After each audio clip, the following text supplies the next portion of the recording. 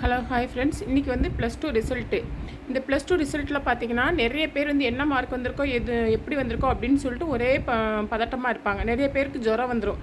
நிறைய பேர் வந்து சூசைட் கூட பண்ணிக்கிறதுக்கான இதுகள்லாம் இருக்குது. ஒவ்வொரு வருஷமும் இந்த சம்பவங்கள் நடந்துட்டு தான் இருக்குது. இன்றைக்கி அதை பற்றி தான் நம்ம பார்க்க போகிறோம். இப்போ இருக்கிற காலகட்டங்களில் பசங்களுக்கு மார்க் மட்டும் போதுமா அப்படிங்கிறத பற்றி நம்ம இன்றைக்கி பார்க்கலாம். இன்றைய கல்வி முறையில் மதிப்பெண் என்பது ஒரு மாணவனின் திறமையை அளக்கும் முக்கியமான கருவியாக பார்க்கப்படுகிறது. பள்ளியிலிருந்தே எத்தனை மார்க், ரேங்க் என்ன, யார் ஃபஸ்ட்டு என்ற கேள்விகளே அதிகமாக கேட்கப்படுகின்றன. இதனால் பல மாணவர்கள் வாழ்க்கையில் வெற்றி பெற வேண்டுமெனில் அதிக மதிப்பெண்கள் வாங்கினாலே போதும் என்று நம்ப ஆரம்பித்து விடுகிறார்கள். ஆனால் உண்மையில் ஒரு மாணவனின் வாழ்க்கையை தீர்மானிப்பது மதிப்பெண் மட்டும்தானா என்ற கேள்விக்கு பதில் இங்கே இல்லை. மதிப்பெண் என்பது ஒரு மாணவன் தேர்வில் எழுதிய பதில்களின் அளவீடு மட்டுமே. அது ஒரு மாணவனின் முழு திறமையையோ, அறிவையோ, மனித நேயத்தையோ, படைப்பாற்றலையோ முழுமையாக காட்ட முடியாது. ஒரு மாணவன் கணிதத்தில் குறைவாக மதிப்பெண் வாங்கியிருக்கலாம், ஆனால் அவன் ஓவியத்தில் சிறந்தவராக இருக்கலாம். இன்னொருவர் அறிவியலில் சாதாரணமாக இருக்கலாம், ஆனால் இசை, விளையாட்டு, நடனம், தொழில்நுட்பம், பேச்சுத்திறன் போன்றவற்றில் திறமையானவராகவும் இருக்கலாம். அப்படியானால் ஒரு தேர்வு தாளில் மதிப்பெண் வைத்து மட்டும் அந்த மாணவனை மதிப்பிடுவது சரியா? இன்றைய உலகத்தில் வெற்றி பெறுவதற்கு புத்தக அறிவு மட்டும் போதாது, வாழ்க்கை அறிவும் தேவை. ஒரு நல்ல மனிதராக இருப்பதற்கு மற்றவர்களை மதிப்பது, பிரச்சனைகளை சமாளிப்பது, புதிய சிந்தனைகளை உருவாக்குவது, தன்னம்பிக்கை உடையவராக இருப்பது, இவை எல்லாமே மிக முக்கியமான திறன்கள். ஆனால் இவை எதற்குமே மதிப்பெண் பட்டியலில் தனியாக மார்க் கிடைப்பதில்லை. பல நேரங்களில் அதிக மதிப்பெண் வாங்கும் மாணவர்கள் கூட வாழ்க்கையில் சவால்களை எதிர்கொள்ள முடியாமல் தவிக்கிறார்கள். அதே சமயம் சாதாரண மதிப்பெண் எடுத்தவர்கள் தங்களின் திறமைகளை கண்டுபிடித்து பெரிய சாதனைகளை செய்கிறார்கள். காரணம், வாழ்க்கை என்பது தேர்வு அறை மட்டுமல்ல, அது அனுபவங்கள் நிறைந்த ஒரு பயணம்.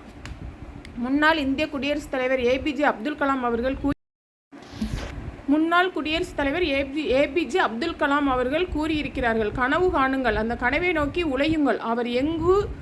அவர் எங்கும் மதிப்பெண் மட்டும் வாழ்க்கை என்று சொல்லவே இல்லை. அதுபோல உலகின் பல வெற்றியாளர்களுக்கும் தங்கள் முயற்சி, ஆர்வம், விடாமுயற்சி, சிந்தனை ஆகியவற்றால் உயர்ந்தவர்கள். மதிப்பெண் மட்டும் காரணமாக அல்ல.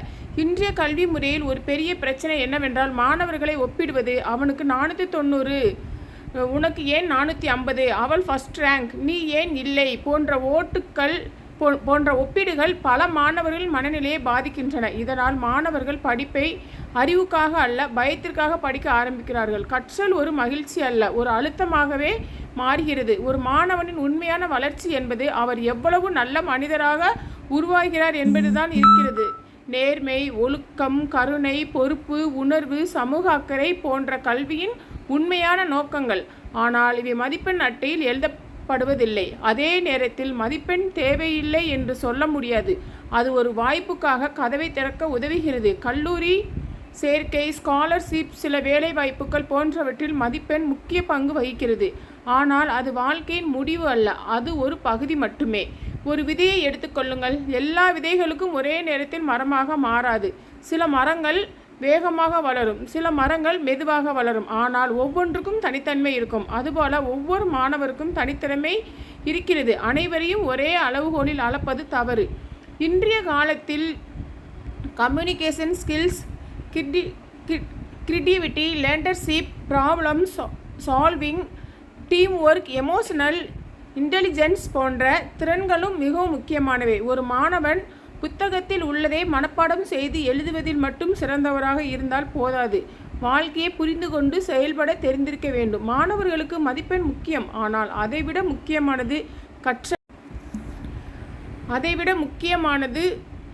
கற்றல். ஏனெனில் மதிப்பெண் சில ஆண்டுகள் மட்டுமே நினைவில் இருக்கும், ஆனால் நாம் கற்ற அறிவும் அனுபவமும் வாழ்க்கை முழுவதும் நம்முடன் இருக்கும். பெற்றோர்களும் ஆசிரியர்களும் மாணவர்களிடம் எத்தனை மார்க் என்று மட்டும் கேட்பதை விட, என்ன கற்றுக்கொண்டாய், உனக்கு என்ன திறமை இருக்கிறது, நீ என்ன ஆக விரும்புகிறாய் என்று கேட்க வேண்டும்.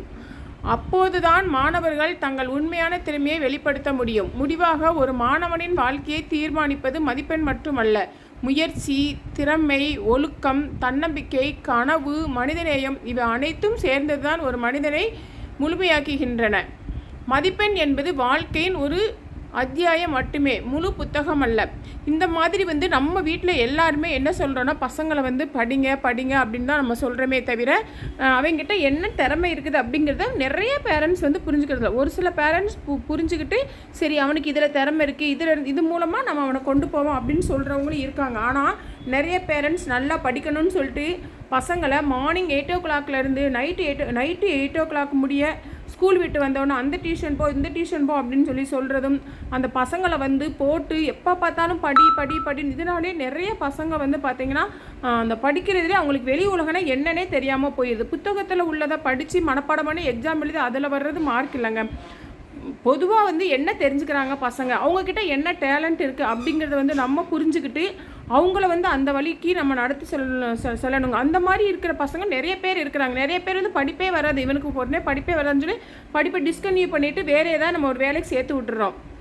அதனால் குழந்தைகிட்ட என்ன டேலண்ட் இருக்குது என்பதை நமக்கு பேரண்ட்ஸ் ஆகிய நம்ம வந்து தெரிஞ்சுக்கிட்டு அந்த வழியில் அவங்கள கொண்டு போனோம் அப்படின்னா ஒவ்வொருட ஸ்டூடெண்ட்டோட லைஃபுமே நல்ல லைஃபாக இருக்கும். எத்தனை பேருக்கு இது பிடிக்குன்னு பிடிச்சிருந்தால் லைக் பண்ணுங்கள், ஷேர் பண்ணுங்கள், கமெண்ட் பண்ணுங்கள், மறக்காமல் சப்ஸ்கிரைப் பண்ணுங்கள். ஓகே, பாய்.